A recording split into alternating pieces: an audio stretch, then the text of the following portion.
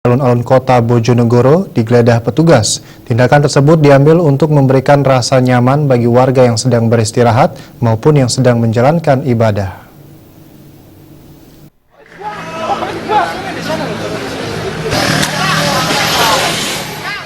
Beginilah suasana saat petugas kepolisian dari Kesatuan Sabhara Polres Tuban menggeledah satu persatu para pemuda geng motor yang kerap menyembunyikan petasan pada malam hari. Petugas yang sering mendapatkan laporan dari warga langsung memeriksa satu persatu jok motor milik para pemuda geng motor. Mengetahui petugas sedang melakukan pemeriksaan, banyak dari pemuda yang membawa petasan tersebut berhamburan untuk melarikan diri. Hasilnya, petugas tidak mendapatkan satupun pemuda yang kedapatan membawa petasan.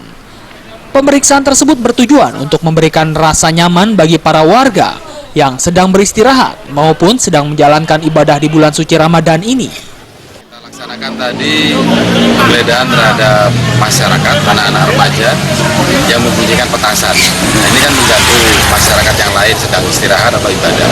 Yang kita lakukan upaya pertama preventif, kemudian secara persuasif, dan terakhir adalah melakukan kegiatan penggeledahan kepada mereka yang diduga membunyikan petasan.